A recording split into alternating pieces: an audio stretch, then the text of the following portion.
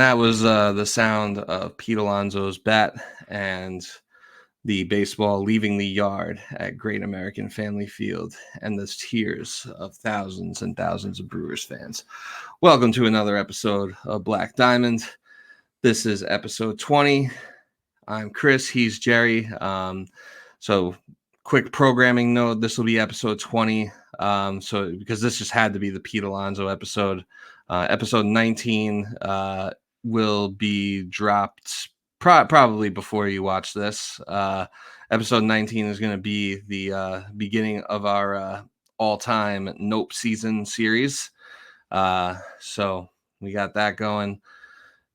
Anyway, we are here with an emergency podcast because the Mets just with their backs against the wall once again. They were down 2-0 in the ninth inning. Runners on the corners, and an unlikely face of the franchise hero rises to the occasion in Pete Alonso and hits a 3-run homer to give the Mets the lead, which they would not relinquish in the ninth, and they win the game 3-2 to advance to the NLDS, where they will play the Philadelphia Phillies. Jerry, how you feeling? So, Chris, I'm going to start with something that I tweeted this evening at 8:54 p.m. Yeah, I don't think the Pete moment is happening. The ship is probably sailing. Should we at freezing cold takes? Yeah, feel free. Yeah. We can we'll go ahead and send that over to them. I actually remembered reading that, and I remember in our DMs I was like, yeah, I think Pete Alonso kind of sucks. Like maybe you just let him walk, because like what's he really doing for you? Like, there were non-competitive at bats. There was the missed pop up there in the seventh, which ultimately didn't lead to anything, but it just kind of felt indicative of. And then the Brewers fan like laughing in his face. Yeah, it's like, this would be like how it ends. And then he was like, no, the fuck it wouldn't be how it ends, because I'm about to go yard and make Frank Fleming and everyone else eat their words. They were saying he needed to get ready to learn Portland pickles. Lots of allegations were being thrown around, but Pete Alonso, I mean, what can you say? He beat the Darren Ruff allegations. Yeah. And like I had this weird feeling like because I was slipping back and forth between like the Mets game and the Bucks game. I do have a 2 TV setup, but I was too lazy to utilize it, so I was just kind of flipping back and forth. And I see that it was like right around halftime, and I see that there's runners on the corners. I was like, oh shit, I gotta put this on. Pete Alonso was batting, and he had this kind of like, you ever be watching a game live and you kind of see the look of batter the look that a batter like has on their face, and you can kind of tell like, yeah, they're about to like crush a baseball right now. So I kind of got a bit of that sense with him. I always used to get that feeling watching Mark Teixeira. He would always, when he was about to hit a home run, he would always have this look on his face. And for some reason, like, I just got that energy from Pete Alonso, and I was like, it really would right itself if he were to hit a home run. And then sure enough, the next pitch he did. I could walk you through that ninth inning. I had been on the phone with a friend for the whole eighth inning, and I was just like, I was kind of talking myself through it. Like, just, well, all right. Like, it sucks that this was the ending. Like, I'm like, okay. Like, I feel bad for Budo. Talking me off the ledge here.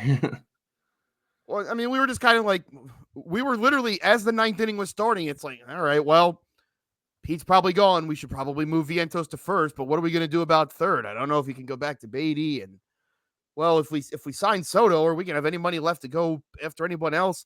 What if we don't sign Soto? What's the move? We probably need to fix the lineup. We probably need to fix the bullpen, because I think that cost us here. And Lindor gets that walk, and I'm like, all right, but he's the only one that's shown up tonight. Whatever. And then Vientos goes down. I'm like, well, and in my head, I'm thinking, oh, okay. And once Lindor got the walk, I hung up. I'm like, all right, let's just see if something happens. But I put my headphones back on. I don't, as someone who does play-by-play work, if you are doing a game neutrally, and I do, and I know this because I've called local high school football games. You don't have preferences. You really don't. And I don't want to sound like one of those people. But boy, does it feel like every time the Mets are on ESPN, it's almost as if they're rooting for us to lose. They couldn't wait to bring up we lost the wild card game in 16. They couldn't wait to bring up that we got one hit by Joe Musgrove 2 years ago. They couldn't wait to bring up the Royals series. They brought up 88. They brought up 06. Like that. This is what it feels like to watch Met playoff games on national TV. It almost like, what if they screw up here? That's what it feels. And my stress level is already here to begin with. Yeah, it's just like you don't have to hear what you don't need to hear what these bozos got to say. So you just put in your headphones to like listen to like music or something to tune out. I just had music on. Whatever they were talking about. And when Nimmo got the hit, I'm like, all right, signs of life. Like, okay, someone else got a hit, but like still got to get 3 runs off Devin Williams. This dude's one of the best in the league. Yeah. And maybe you've had this happen with not just baseball, but other sports, Chris. Do you ever have that passing thought right before something happens and your brain just goes, nah? As Pete's up, I'm like, boy, it would be very funny if this was where he got. Dude, he hasn't had a competitive at bat in like 2 weeks. And it was out of my head almost as soon as I thought it. Yeah. Yeah, no, I've definitely. And when he connected, I'm like, all right, it's at least going to be a sac fly. Okay, that's something. And then it kept carrying, and I'm like, all right, at least go off the wall because Nimmo should score from first here. And then Frelick jumped, and I'm like, no, not that.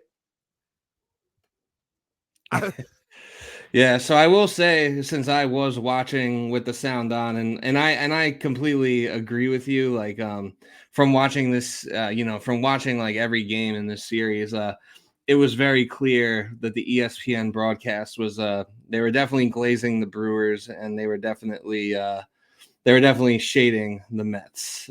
That was very that was like very apparent throughout the last 3 days. But since since I don't really care enough to mute it, I kind of tune out most of what they say anyway. I did hear it off the bat, and it sounded good off the bat, but then I was like, yeah, but it's ESPN, everything sounds good off the bat on ESPN. And then they flashed camera to right field, and you just see him going back, and then yeah, it cleared the fence, and I was just like, holy shit, like that really just happened. Every time you think this team is dead, they do something like that, and it's either the likeliest of people, like the last game, it was Francisco Lindor, who obviously he's been carrying the Mets all year long. I don't know how likely it felt at the time, because it was kind of clear that it's kind of been clear that these past 5 games that his back is still not 100% by any means, but so I don't know how likely of a hero he was for that Braves game, but also at the same time it's like, oh, who else but Francisco Lindor would come through here? And then you get the most unlikely of heroes, Pete Alonso, who's been 0 for his last 30 or whatever. That's an exaggeration, but basically felt like he went over 30, and that he couldn't hit a beach ball with a tennis racket.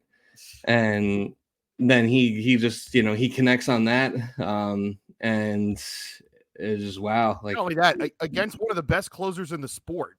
Yeah, Devin Williams, he's easily top 5, maybe top 3 closer. I mean, I think it's Class A. I think Class A is number 1 because he's just on another planet. And then really after that, I mean, Devin Williams might be 2. Yeah, he's the best in the NL. That's for sure. Yeah, and I don't really know if there's a very close second to Class A in the AL, so he probably is just number 2. Yeah, so for him to do that against that closer, that's just baseball's crazy. Like, I dare to say the word, Chris. This feels like destiny stuff. And who knows? I could look silly in a week's time, and that's fine. But even in 2015, and people threw the word around then, and I get it because it was out of nowhere. And there was the Wilmer walk-off. There was the National Series in September where they had the comebacks. Sure. But they didn't have these kind of wins where, when Lindor hit that home run in game 161, they were dead. Like they had just absorbed a body blow. The ref was counting them out. And then that happened.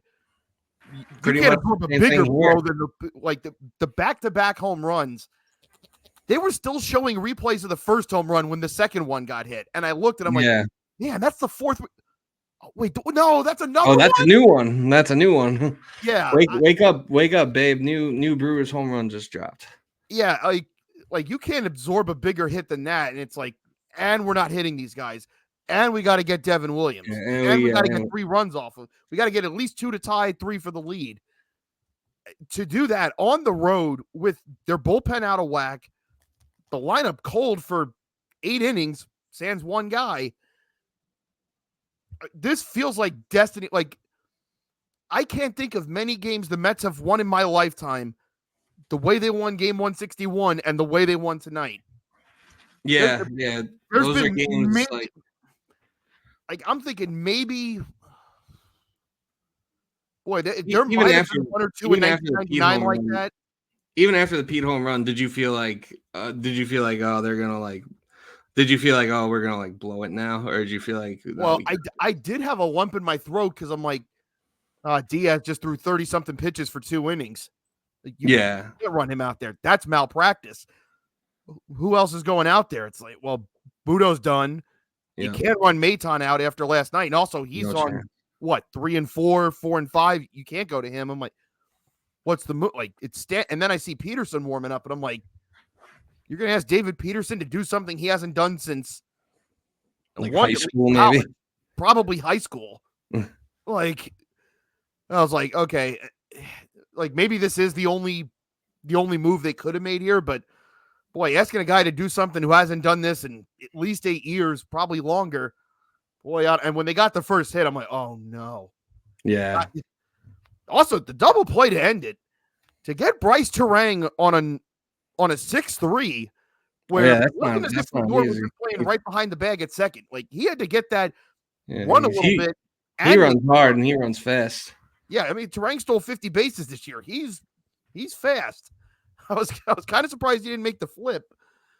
But yeah, I mean, I can't think of too many big games that the Mets have won in my life like that. And they've got 2 of them in 4 days. Like, I know they're the underdogs going into this series against the Phillies, and I get it. And I don't disagree with that. But it's like when you see something that you haven't seen in your life and it happens twice in 96 hours, I don't know. I don't know what else to call it. You gotta feel some type of way. Maybe it's destiny, maybe it's not. I mean, shit. Like at this point, if the World Series ended up being Mets versus Tigers, like I wouldn't even be that surprised, just because like those seem to be like the 2 teams that are like. I mean, the Padres, I would say, are like the hottest team in baseball. They've been the hottest team in baseball since the All-Star break, but the Tigers are like the hottest team kind of like right now. And, the Mets have been hot and cold throughout, throughout the whole, obviously they were dead in the water in May, but through, ever since the Grimace run started, they had their ups and downs throughout that. And, they had been hot and cold. So it's hard to say like, oh, they're the hot team right now, but it's hard not to feel like, maybe there's something greater at play here when we're the power friendship team. Yeah, I'm gonna put that out there. Yeah, the Tigers are kind of a power friendship team too. So, that Mets Tigers World Series might be the it might be what we end up with. Who knows? New York Anything, pizza versus Detroit pizza. It would be very ugly out here. As someone who enjoys both, it would be tough. It would be tough for yeah. me. I mean, Detroit pizza is better than Chicago pizza. Yes. I'll give it that. But and like Detroit pizza's all right. Like I can fuck with it, but like, come on. Oh no! Listen, it's New York pizza here. Then it's Detroit pizza here. Then it's everyone else. Yeah, it's everyone else, and then it's Chicago pizza. Yeah, it's the money ball. There's 50 feet of junk. Yeah, and somewhere in that 50 feet of junk is Altoona pizza, which is do you know about Altoona pizza? I haven't had it, but I've heard. Oh, you've seen like pictures of it? It's yeah. Okay, let me yeah, so Altoona is this like it's this city, I guess you could call it a city. Altoona pizza is an affront to God. And I haven't tried Altoona pizza, but I've seen it. And I've seen enough to know it's an affront to God. Yeah. Yeah, hang on. I'm going to download a picture of it, and I'm going to download a picture while of you it. do that, Chris, I just want to put this out here for the fine folks that are listening. If you would pull out your series box score, ladies and gentlemen, if you will notice, it's something about Rhys Hoskins being 0 for 9 with 3 strikeouts, and I just have one thing to say to that.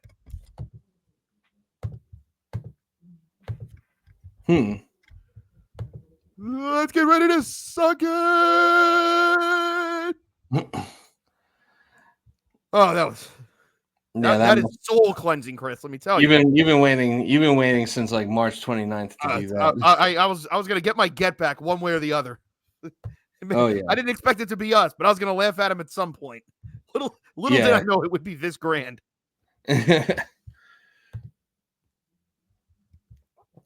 Yeah, no, a well-deserved, a well-deserved, ready to learn Savannah Banana's opponent, buddy. Yeah, a well-deserved fuck you for, he could be, on the Harlem Globetrotters or I don't even know what the Bananas Washington Generals are, but them.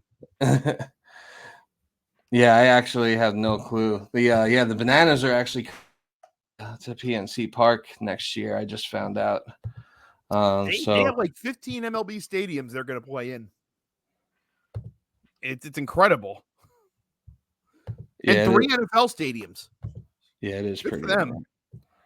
I actually have gone to the stadium that's their home, which used to be a minor league stadium, and then they kind of got lost in the shuffle. Yeah, here's the affront to God, ladies and gentlemen. Yeah, it took me long enough, but yeah, that is Altoona pizza. It's about 2 hours east of Pittsburgh. I've never had it, but I know about it. It's so it's basically a pizza, like it's basically like kind of like a square slice, like a Detroit style slice with like craft singles on it.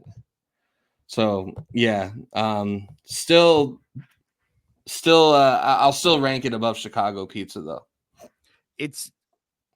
There's so many foods now that make me think of the Jurassic Park quote of, you spent all this time wondering if you could, and you never stop to think whether you should.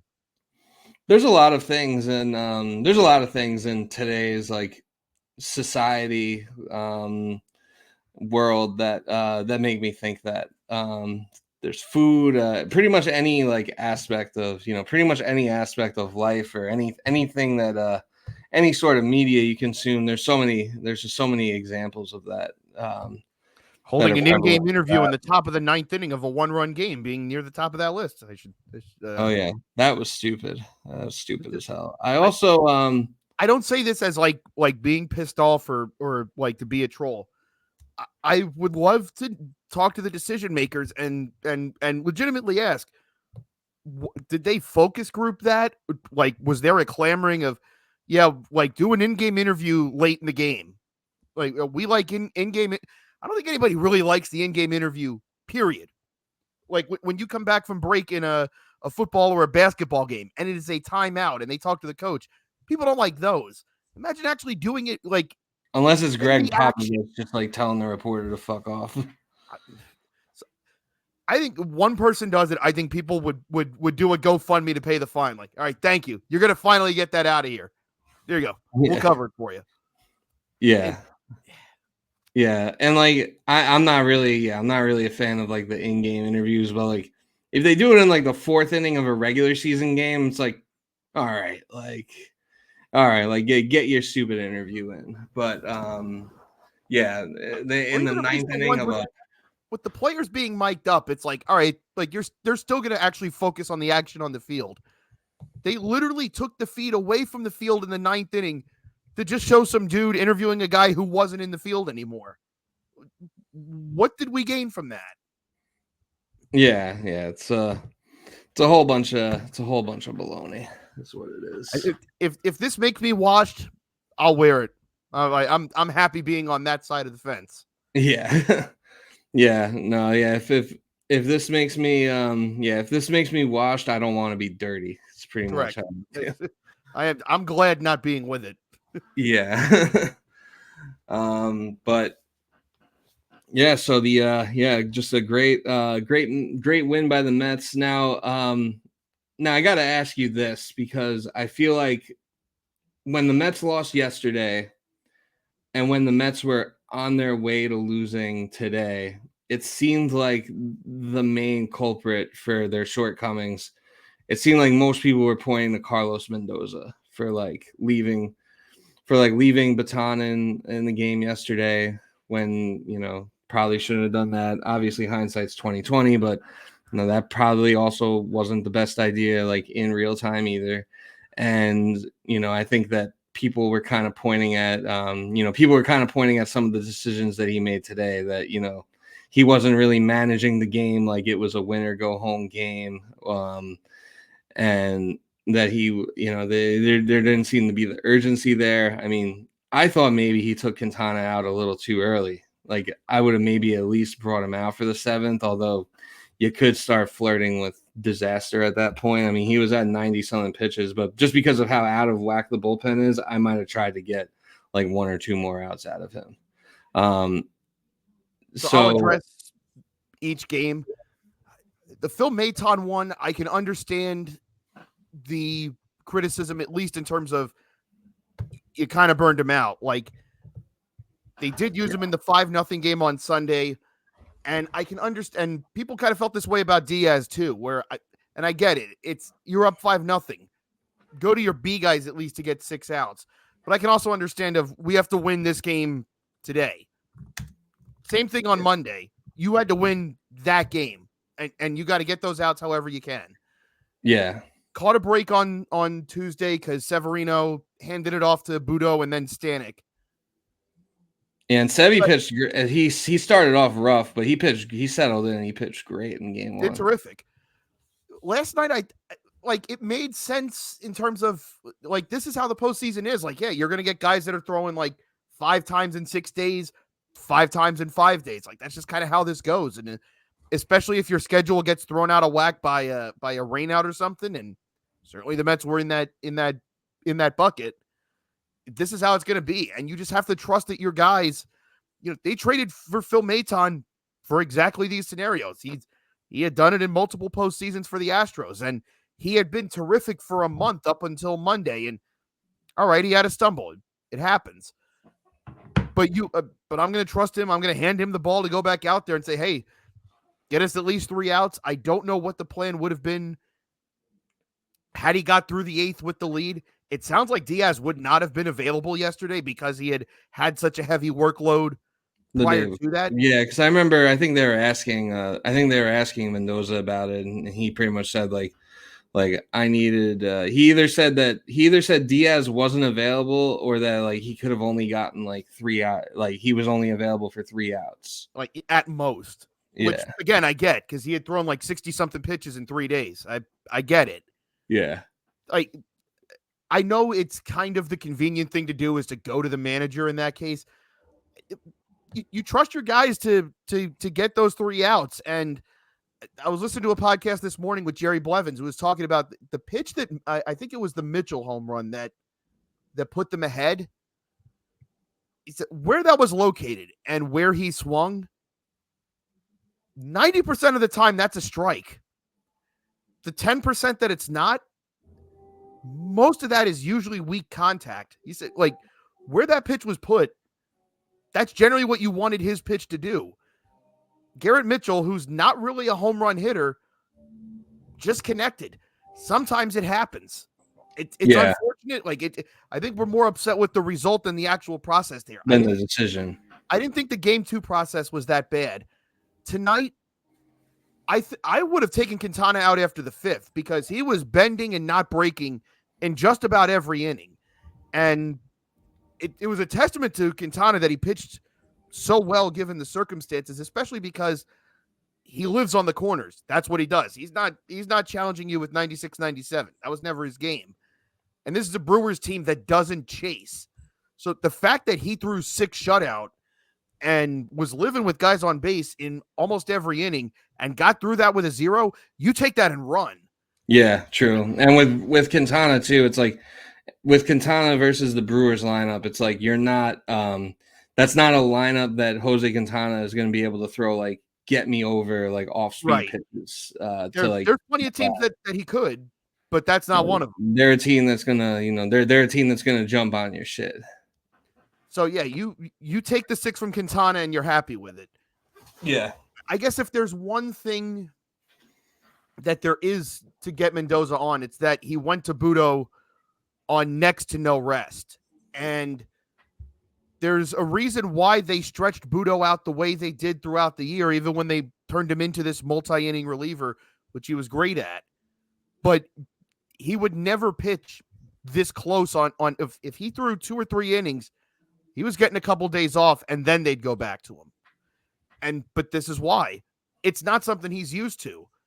And when you're getting a guy adjusted to that, and now you're in a postseason, if he's not right, he's far more likely to make a mistake. And one of the reasons I'm glad that the Mets were able to come back here was it gets Budo off the hook, because it would have been terrible if the season fell at his feet. Not that it would have been his fault necessarily. Like I understand why you go to Budo there. You think, okay, he's been my multi-inning guy all year. I got to get at least these 3 outs here. I think the only other move that they could have made was maybe you go to Ryan Stanek.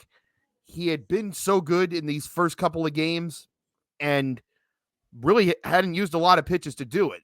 So like where Diaz was throwing 40 or 30 and 40 pitches in multiple outings, Stanek was going right through this lineup.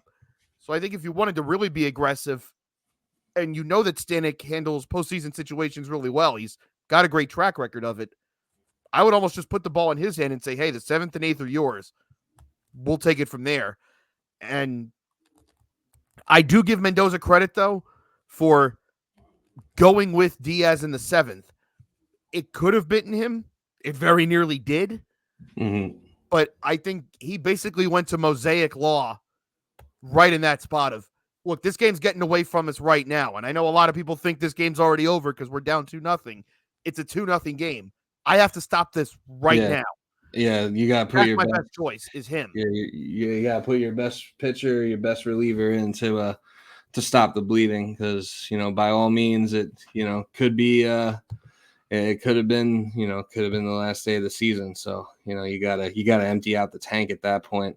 I guess one more question, and then we can kind of move on and start looking ahead to like the Phillies and the ALDS as well. So like it seemed like he was the culprit of like who people were going to blame had the Mets lost. But now since the Mets won, how much credit does Mendoza deserve for for getting the team to win? Because I think that his decision making at times can be spotty, but I think like you mentioned, the Mets are the power of friendship and vibes team. And I feel, they have like a real tight knit locker room. And I feel like he is a big part of that and like holding that together. And like, just from seeing like the champagne speeches and stuff, I feel like he leans into that type of stuff too. I mean, we've mentioned on here before. I mean, does he get every single in-game decision right? No. No man does. Yeah. And I know Kev's mentioned this on other shows before, is that, and it's not just Mendoza. I feel like a lot of managers get stuck with this, is they'll get killed for what they get wrong.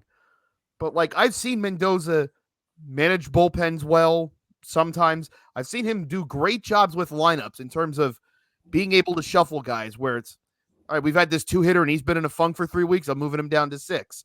This number 7 hitter is hitting really well. I'm moving him up to the 2 spot. He's good at being able to deploy guys in the right positions in the lineup. I'm listening, by the way. I'll be right back. All good.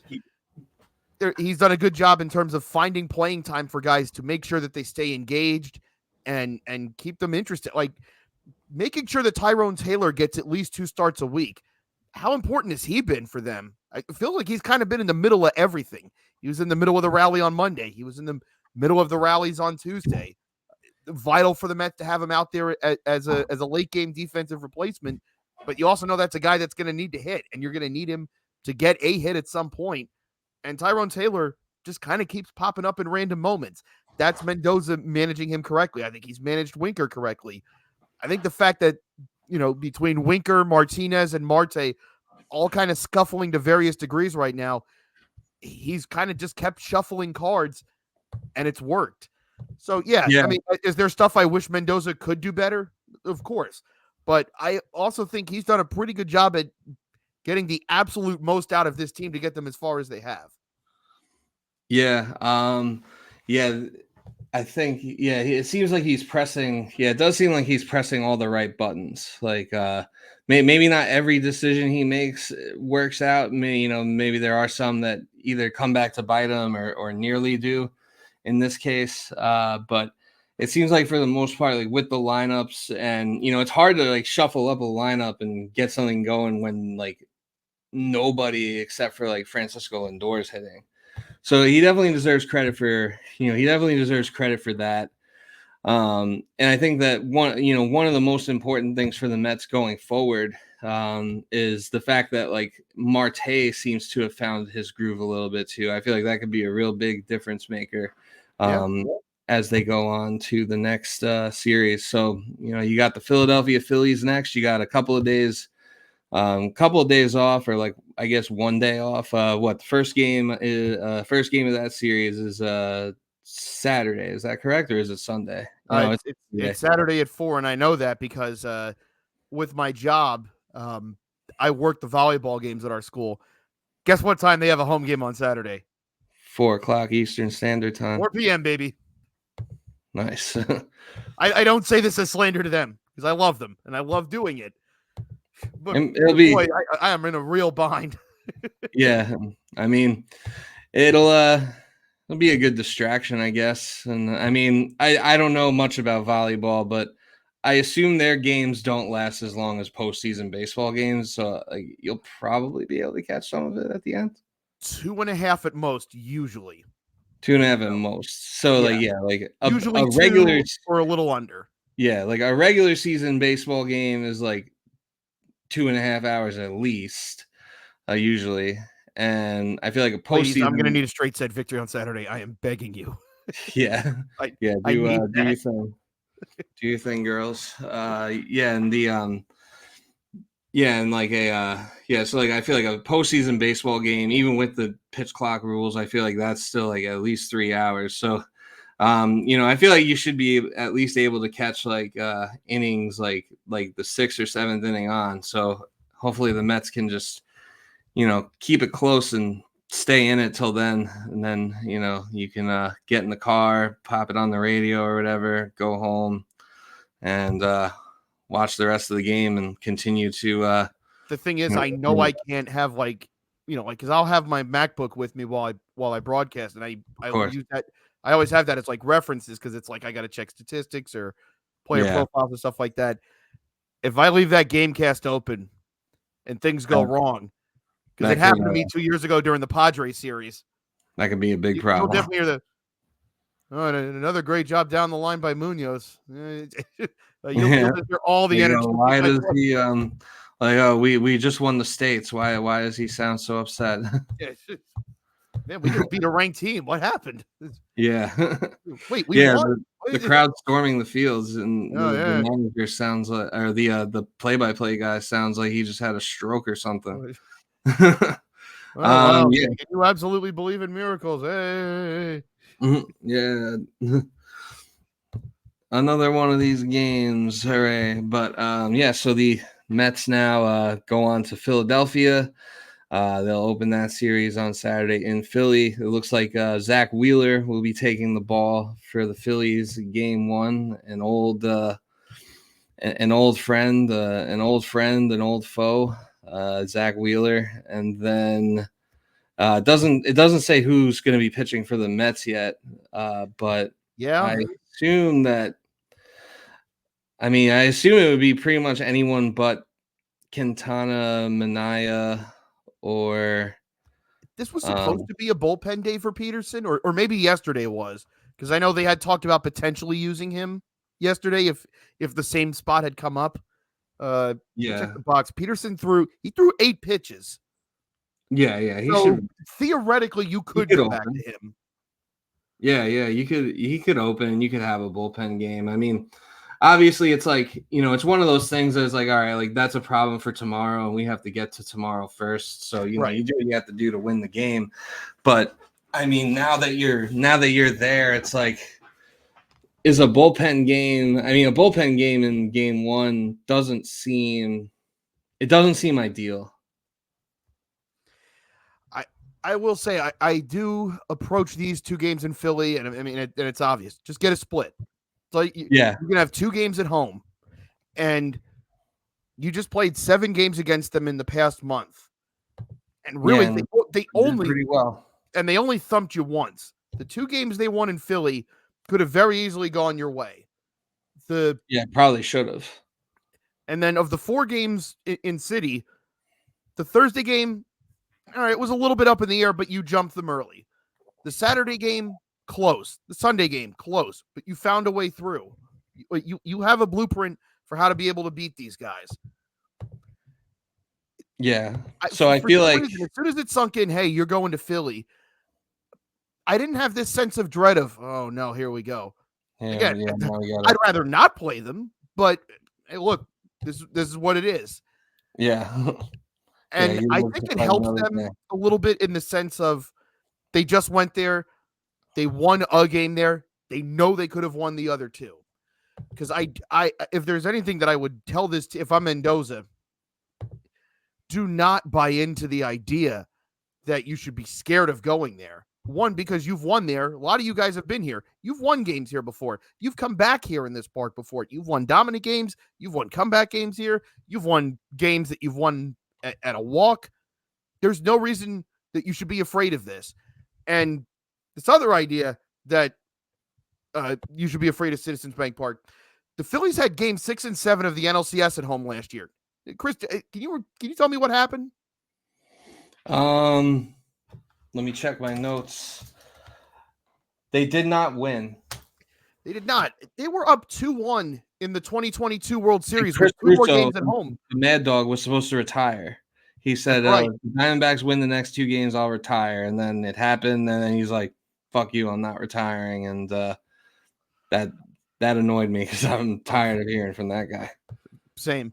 In 2022, they were up 2-1 with 2 more games at home in the World Series. They proceeded to get combined no hit. They didn't win another game in that series. This idea that, oh no, like, yeah, it's not easy to play there because it's a short park and they have lefty mashers. Well, they have. Yeah, I have to respect the dimensions of that park. Yeah, you gotta respect the dimensions in the lineup. But this idea that I'm supposed to be afraid of Philly fans. No. What is this? 1980?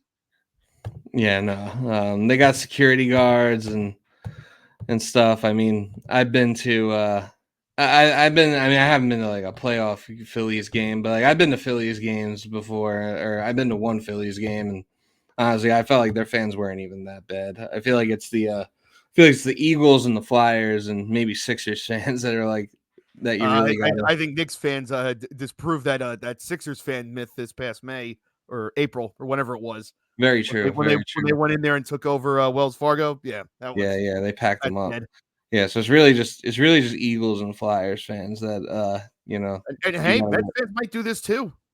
They might, and I think they should. I think that if you're a Mets fan and if you're able to make the trip to Philly for a game, I think that by all means, if you have the means to do so, I think that you should do it. This is a team that's, I think it's a team that's worth your time, worth your money, and worth your energy to do that. But yeah, I would agree. I think, ideal scenario for the first 2 games for them is you split. Chances are, that first game, if it is a bullpen game, I mean, unless you get like a rusty Zach Wheeler and you just jump on him, chances are, you might lose that game. It could get ugly, and you just hope that there's someone who's like professional enough. Maybe it's David Peterson, maybe it's someone else, but you just hope there's someone professional enough in that game that can eat innings for you to preserve your bullpen for the next game and the rest of the series. Right. And then we saw Tyler McGill do it in game 1 on Monday. I mean, he was 1 out shy of a quality start in a pressure environment, and he left. He had the loss on his record when he left. That was not his fault. no. Pitchers can't hit anymore. He couldn't even do anything about that. So it wouldn't be ideal if he had to come into a game at Citizens Bank Park, but if you needed someone to wear one, he'd be the guy. But yeah, it's just simple. You just got to get one there, and hope like I'm not saying, and I'm not saying like you go out and just punt game 1. Like no, it's if you could take punting, 2, great. But yeah, like punting a game in a playoff series is certainly a choice. I remember when Aaron Boone did that a few years back, but whatever. Hey, LeBron's been doing it in the NBA Finals for years, so. Very true. Very true. He always has at least one punt game, but he hasn't been there in quite some time. Well, I think the only Finals game 1 he ever won was the one that was the Dallas series when he was in Miami that first year. I think he's like, forget it. Enough of this winning game 1 business. It's for the birds. Yeah. After that, he was like, all right, like, yeah, this is a punt game from now and forever. Yeah, you call it the scope out game. He's scoping out the rest of the series. Yeah. But no, I mean, like, respect to him. It'll be a tough task. They got the bye for a reason. They won the division by the distance they did. It's tough. I mean, I'm not, like I said, I'd rather not play the Phillies. It's at this point. At this point in the season, there's not really a team that you want to play per se.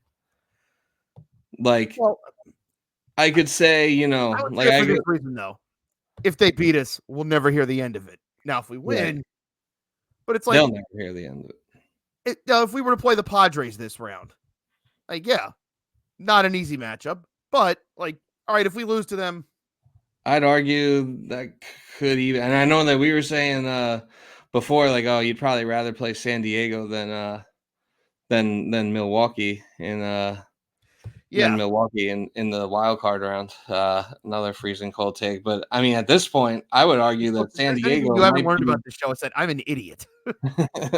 Same here. Just 2 idiots with microphones.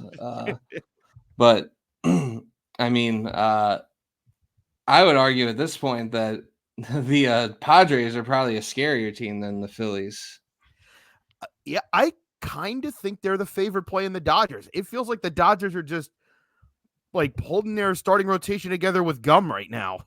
It's like, okay, Yamamoto's going to pitch game 1, but like, has he been the guy that they paid $300 million for? Not yet. Yeah, not quite. Not a bust, but like, I don't think he's been worth his contract. Like, if you're the Dodgers, I think if Jack Flaherty was your game 4 starter, you'd feel great about where you are. Like, okay, great. He was good enough all year. That's a guy you can start for game 4 of a series. Yeah. If he's your game 2 starter and you're the Dodgers, that was not the plan when you left spring training, was to have Jack Flaherty starting game 2 of a series against the Padres in October. I don't think they ever thought that was coming. And then beyond that, like, I think Walker Buehler's in there. I think Landon Knack's in there. Like, do you even feel that good about starting Landon Knack in a postseason series? I can't say I would. Yeah. Yeah, it's hard to really and then add in the fact that the Padres have by far the better bullpen. I mean, this is why they made those trades. Like, we all kind of we all kind of took a step back when they traded all those prospects at the deadline, but like this is why you do it. Because they can point to 3 guys at the end of the game and go, no, we're good. No, we'll run Matsui out there, we're good. We'll run Suarez out there, we're good. We'll run Jason Adam, we'll run Tanner Scott, we're good. It's a good, and then as opposed to the Dodgers, who I mean, I don't know if they've ever had a reliable bullpen in the postseason at any point in the last 10 years. Yeah, it doesn't really feel like it. I mean, even when they won the World Series, a starter closed that game out. Mm-hmm. Julio Urias, who is a scumbag of a human being. Yeah, he got into that skateboarding accident. I don't know what happened to him.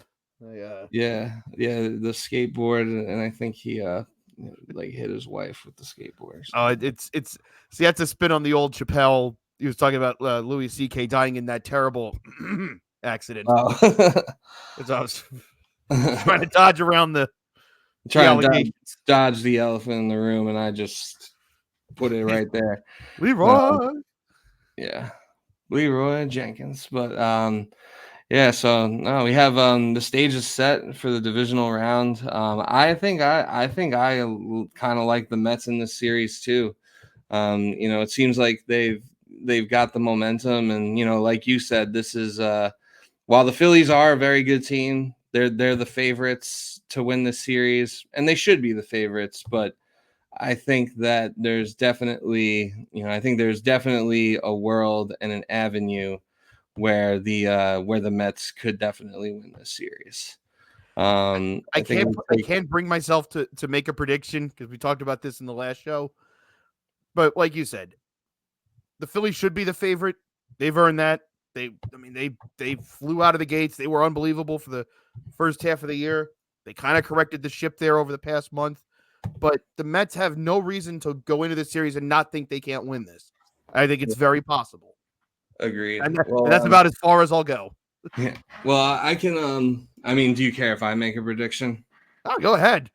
All right. Well, I'm going to go ahead and say Mets in 5. I think it'll take all 5. Like, I think if the Mets are going to win, it'll take all 5 games.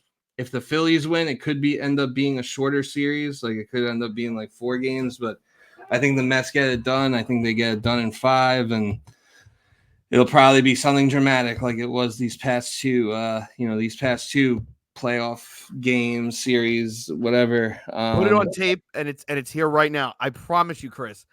If the Mets win a Game 5 win or go home game in Citizens Bank Park to end their season and advance to the NLCS, I will come on this show and I will recite the Howard Dean scream speech with substituted words for baseball. But I will recreate the Howard Dean speech because I'll pretty much be in that mood anyway. I'll hold you to it. I'm glad to. Yeah, I hope it happens because I think the podcast needs that. I think we really do. But let's shift over to the American League and the Yankees. So it was Tuesday. My days are all mixed up. Wednesday was a great day. Well, really, Tuesday and Wednesday were great days. But especially Wednesday, seeing the Astros get packed up by the Tigers. And then seeing the Royals make quick work of the Orioles. The Orioles and their fans, they talked all that shit, and you talked all that shit, Jason La Canfora. And where did it get you? Have fun watching the Yankees in the playoffs while your team, maybe next year you'll score 2 runs in the wild card round. You know what's nice, Chris? We don't have to hear Mattress Mac this month. Oh yeah, no Mattress Mac. I can't stand that fucking guy. I hope he lost $1 billion on that. He may have. Did you have some Little Caesars to thank the Tigers for taking care of the Astros for you? I think I could Venmo some Little Caesars over to the Tigers clubhouse. I mean, Little Caesars Arena is like right there. They could probably get it themselves, but I'm happy to do them the favor if they'd like it. The legend has it, Little Caesars tastes good when you don't have a bitch in your ear telling you it's nasty. That's what I've heard. Yeah, that's yeah, I've heard similar. But Yeah, I mean, so I mean, the Royals, they made quick work of the O's, and it was very, honestly, very impressive. And like now, obviously, I said on the last show, much rather play the Royals than the Orioles. Like, but that doesn't mean I'm sleeping on the Royals or that I think like they're gonna, or that I'm taking them lightly, or think that they're gonna be an easy opponent. Even though my display name does say "you're fucked at Royals," just ignore that part. But I can speak of experience, Chris. Tread lightly walking into Kauffman Stadium. yeah, Tread lightly. yeah, I could imagine. Never been there. I actually really would like to get to that stadium before it closes down, because it's only got a couple years left. But if and when I get there, I'll be sure to tread lightly. And I think the Royals are kind of a team that you have to, you can't sleep on them. You kind of have to tread lightly with them too. They have a very good lineup. Especially the top of their lineup with Bobby Witt Jr. and Vinny Pasquantino. They got speed. They got pretty much everyone in their lineup, top to bottom, is able to is able to make good contact with the ball and get on base. So I'm definitely I'm definitely not expecting this to be an easy series by any stretch of the imagination. But that being said, I do think that it is a series the Yankees should be able to win. I think, like as far as the pitching goes, like you might even like the Royals might even have a deeper rotation than the Yankees right now, and that scares me a little bit. Because we got Cole going in game 1 against Michael Waka. Food. Like yeah, like if Cole is on, and if the Yankees lineup is at least I don't think they need to necessarily be like clicking on all cylinders, but if the Yankees lineup is like not, if they didn't just get out of an ice bath before the game or something, I think like they should win that game. And then you got I believe it's next game we got Rodon going in game 2 against They did say and there's it's against Cole Reagan Reagans. So it's interesting that they skipped Singer's turn there. I'm kind of surprised. Yeah, I guess they figure they don't really. I guess they figure they don't really need to use him or that they don't really need to give him his turn there because, I mean, Well, they by did. You guys so did whip him, right? I think we did whip him at one point, but also, The game log. so Reagan's pitched yesterday, which was Wednesday. Game 1 is on Saturday, and then for some reason there's a day off between games 1 and 2. And then game 2 is on Monday. So I think with that extra day off, it puts Reagan's on normal rest.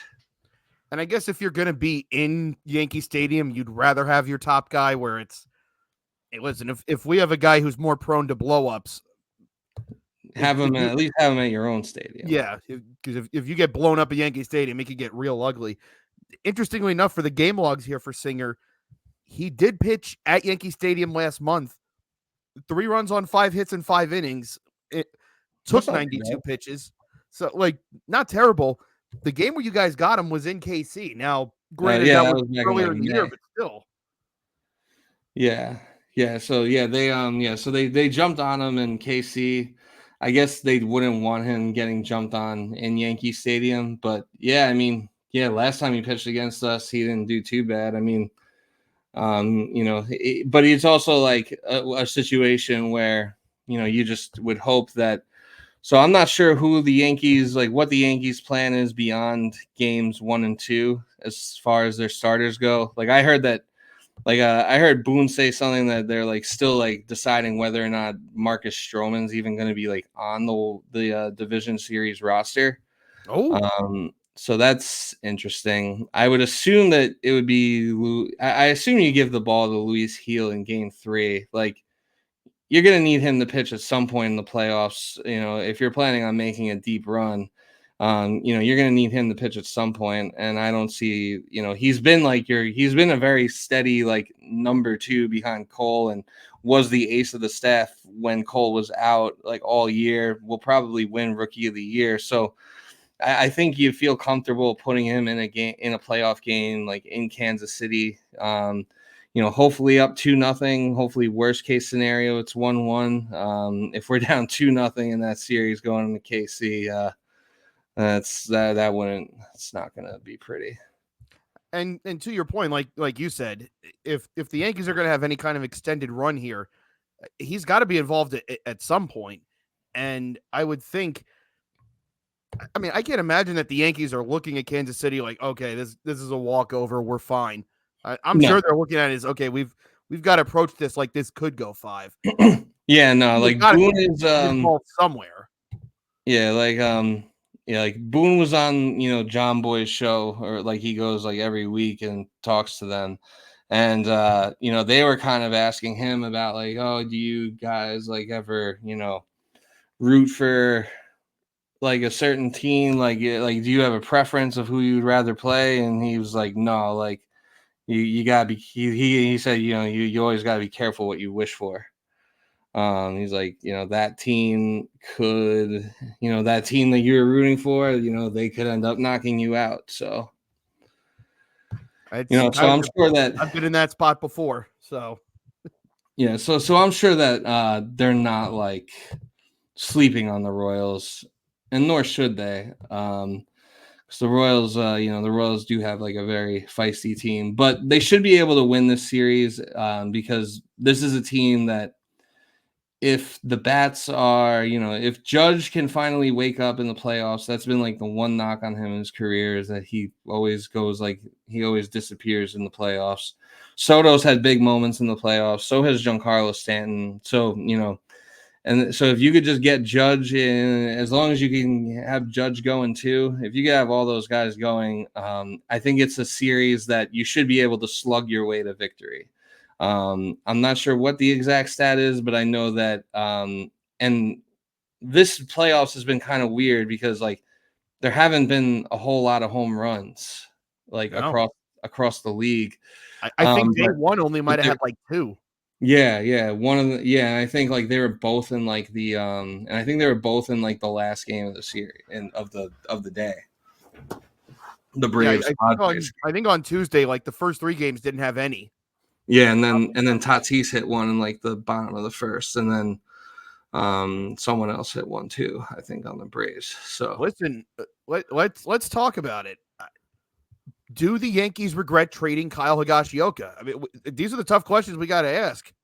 Was it worth trading him? I mean, I'd say, I get what you're doing, but and honestly, I thought the same. I thought the same thing watching Michael King pitch the other night. Like how now that one's legitimate. Yeah, how great he was. But yeah, I don't think the Yankees regret a single thing. I don't think that we are. I don't think we are. We might still be a playoff team if we, don't make the Soto trade, but I don't think we're like in this position now where like we're basically the favorites to win the American League. Like it's pretty much, and these could be famous last words, but like the American League, it really is ours to lose at this point. I would agree with that. I think KC will be a challenge. I wouldn't look forward, and like if Detroit beats Cleveland, which I think they will, I would not look forward to necessarily playing Detroit with just how on fire they've been, and like with AJ Hinch as their manager. He always manages circles around Aaron Boone. So I think if Cleveland beat Detroit and you guys were to advance, I would feel very confident as a Yankee fan because you guys have beaten this iteration of the Guardians repeatedly. And we always they're not nearly in the playoffs. So I would feel like as long as we get past the Royals, like really the American League should be ours for the taking. And basically the original point I was making though was that basically The team that like outslugs the other team, like out homers them, pretty much wins the playoff series like basically every time. There might be a few outliers there, like I'm not even gonna say it, but you probably know what I'm talking about as far as the outliers go. But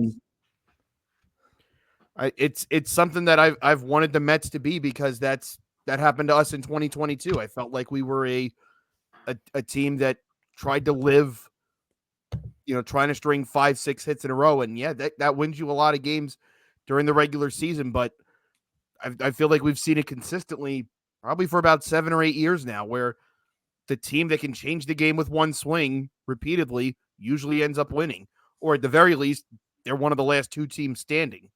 So, and sure enough, what did it for the Mets tonight? The guy who can, even in the midst of a deep, deep slump, can change the game with one swing. Yeah, here we are.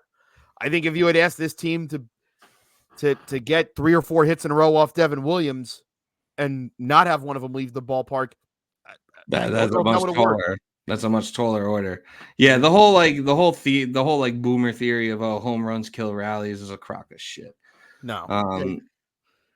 Yeah, but yeah, no, it's just, yeah, no, you need to be able, especially in the playoffs, you need to be able to change the game with one swing of the bat, because the pitching just gets better and better the deeper you go. The bullpens also get better. Like everyone in every bullpen throws like 98 miles an hour at least. Yep. You're probably only seeing the starting pitcher 2 times. So your opportunities to create room, to manufacture and create runs, is very limited. So when you have someone who could just hit the ball 500 feet, it makes that task a lot easier. And everyone platoons like crazy now. So when teams get into their bullpen and the time comes for the lefty, guess what? Your lefty DH is out of the lineup. We're going to play the percentages here. Exactly. And then when his turn comes up again later, guess what? You're 1 bat short. Exactly. Yeah. So, I mean, yeah, the Royals, you can't sleep on their pitching, can't sleep on their lineup, but, Yankees are favored and they should win. I will make a prediction because I don't care. I'm going to go Yankees in 4, but I wouldn't be shocked if the Royals pitch it to 5, if they push it to 5. I do think there's a strong possibility that they end up splitting in the first 2 games. I think the Yankees, I think, ultimately take game 1. I think they might drop game 2. Cole Reagans might have their number, and Carlos Rodon. It depends which Carlos Rodon shows up. And then I trust them, I trust the guys after that to pretty much do enough to shut the door on them.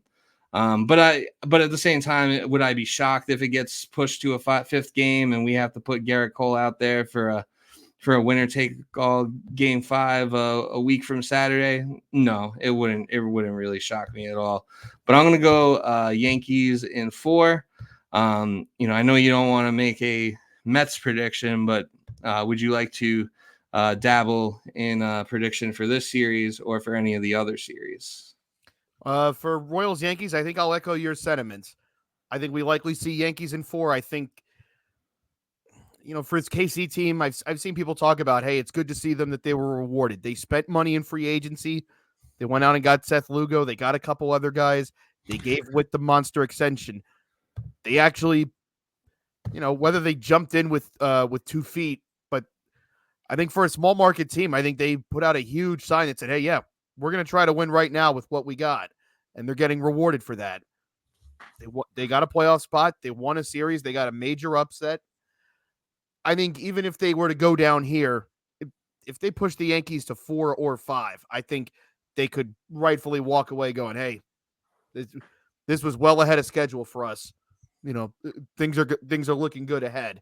I don't think there'd be any shame in that for them. For the Yankees, yeah, you expect to go 4 or 5 at this point. Like, this is, as Greg Popovich once said, it's supposed to be hard. For the other AL series, I really don't have a feel, because it's hard to get one, because I'm not all that sold on the Guardians. But I mean, like the big joker they have there is I think they've got the best position player out of anyone in this series, in Jose Ramirez. Oh yeah, They've got the far and best away. reliever. And the Clase best is that. reliever in baseball. Both. But the Yeah, Tigers have the best starting pitcher by a the lot. Tigers do have the best starter by a lot. They have the AL Cy Young Award should be winner in Tariq And Skubal. possibly the second best starter. Reese Olson is very good, and people understandably Yeah, don't talk about him because people weren't really checking for the Tigers for most of the year. And when they do, obviously Skubal's going to get the majority of the headlines, rightfully so. Reese Olson's pretty good too. I was surprised they did not use him in Houston. It's impressive that they bullpenned a clincher on the road against the Astros. But yeah. they'll I have Reese thought Olson that at some was point in the year. I thought that was a choice, to say the least. That they did that. I wouldn't. I don't think I would have wanted to tempt fate like that with a game 3. Maybe their whole thing was, we're either going to have to do a bullpen game today or tomorrow. Might as well make that today so that if we do have to play tomorrow, like it's we could put out Reese Olson and maybe our lives are a little easier. But yeah, I mean, anytime you're trying to, especially in a best of 3 series where momentum can shift like that. Oh, I mean, yeah. you saw it happen so many times alone, just in the Mets Brewers series. Like Mets had it, like the Brewers had it, then the Mets had it, then And when you then the get Brewers too took it cute, back, and the Mets were dead, and then the Mets win. So yeah, like momentum can flip on the drop of a dime.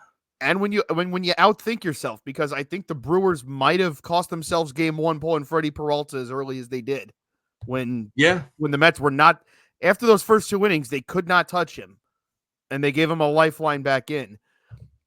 Part of me kind of wonders. I did see the stats tonight that said Tobias Myers' opponent OPS goes up the 3rd time through the order. I'm not sure that would have mattered. I think they could have right. let Myers pitch all 9, and I don't think he would have gotten any better.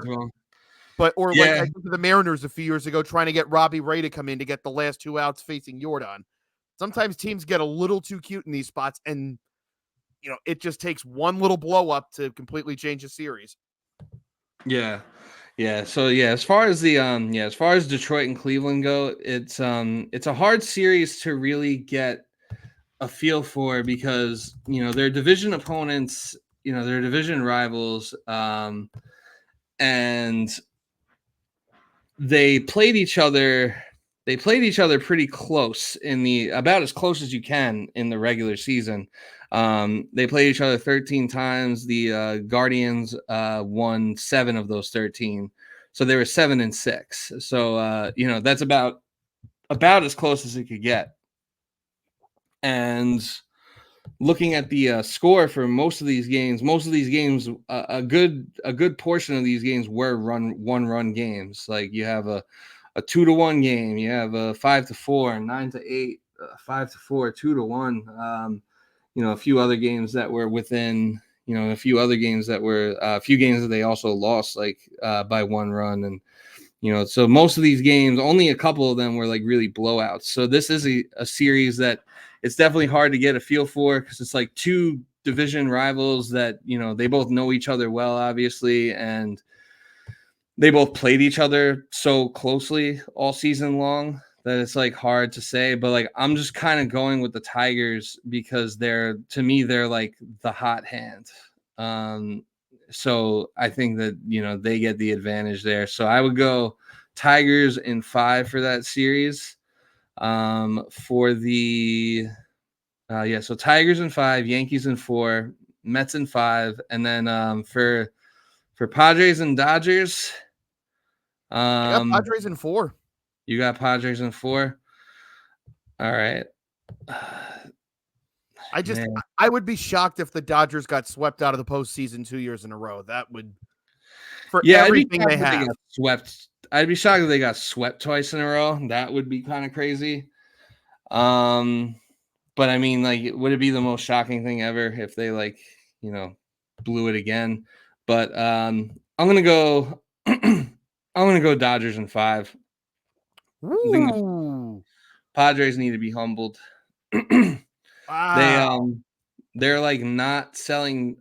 They're doing that thing where like you can only buy tickets to the playoff games if like your credit card has like a certain billing zip code, like or Oh, or like if your credit card has a billing zip code from like LA County or something like that, then like they won't let you buy tickets. oh, so they've So they're turned into doing the Carolina Hurricanes. Lovely.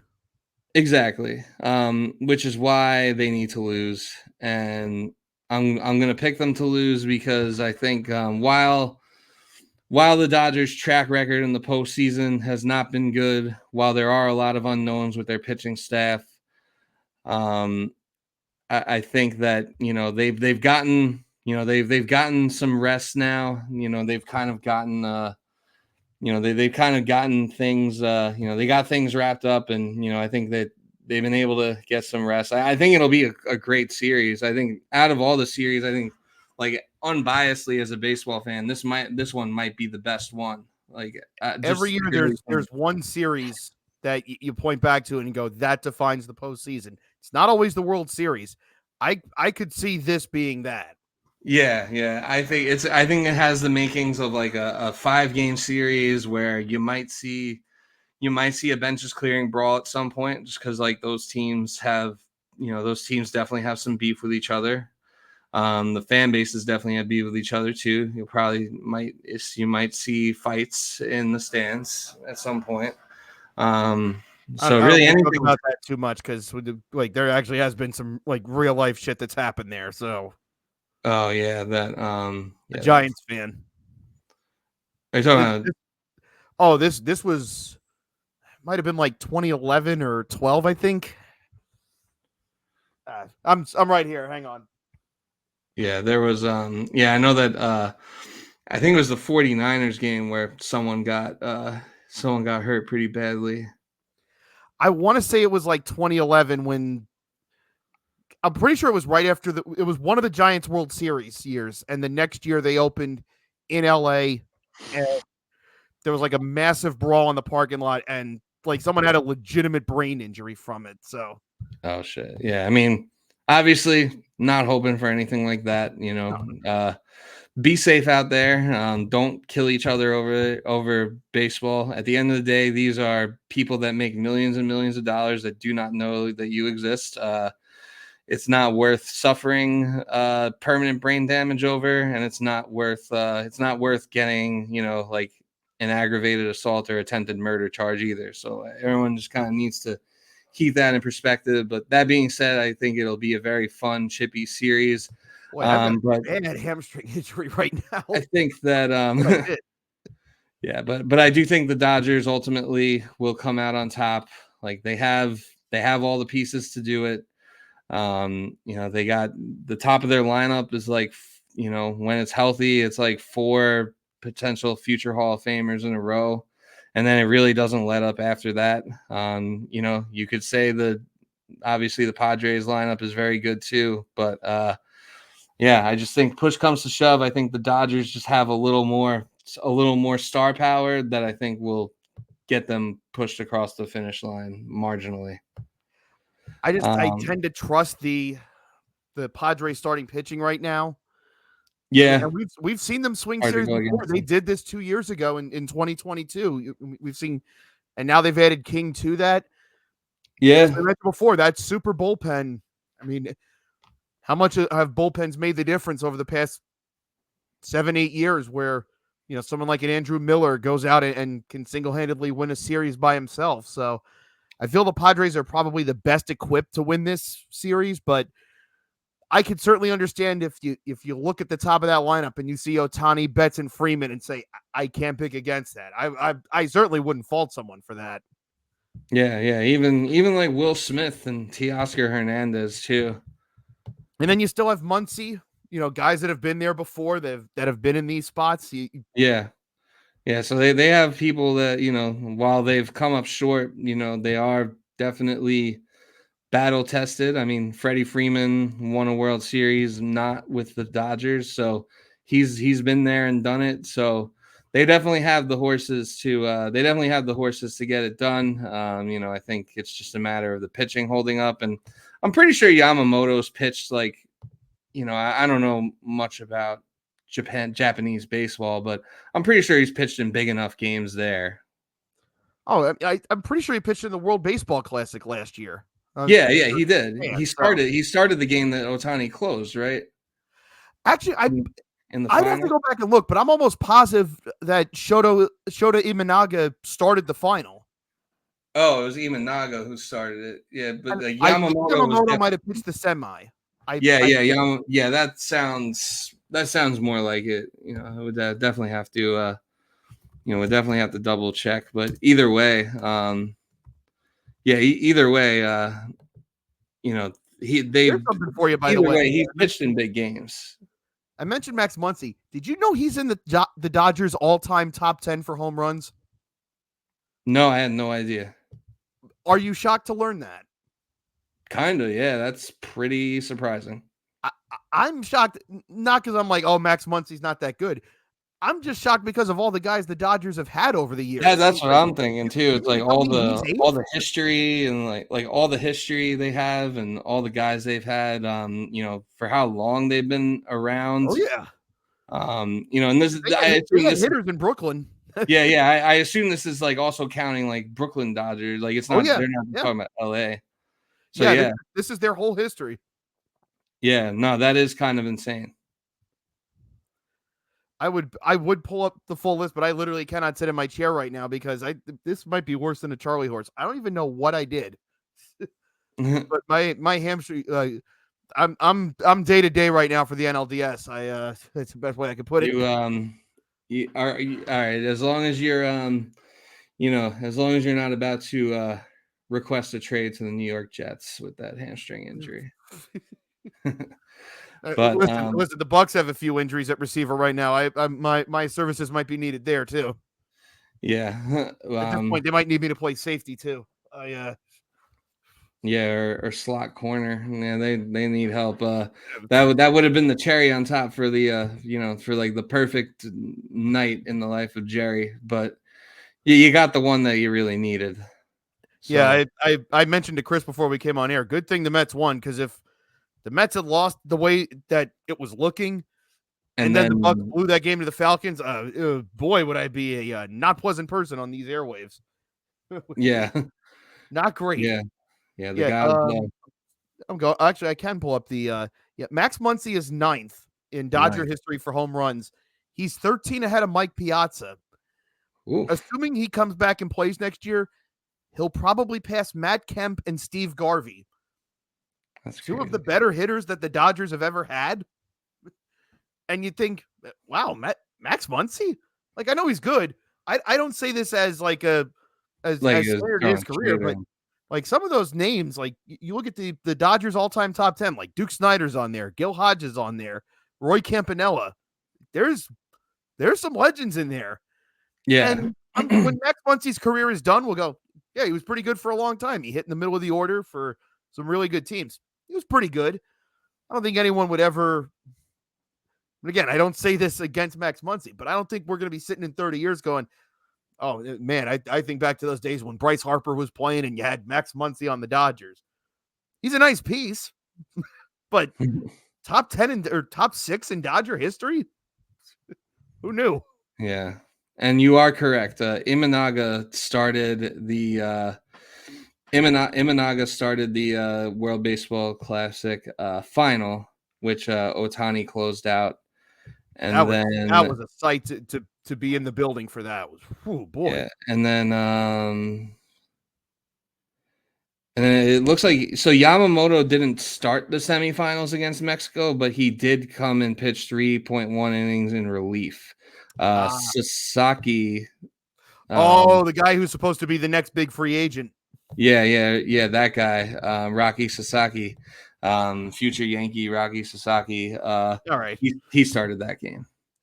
Although there is talk that they might withhold him, that he might stay one more year. I feel like I've heard that dirt kicked up within the past month, but we'll see. Yeah, I guess we'll see what comes of that.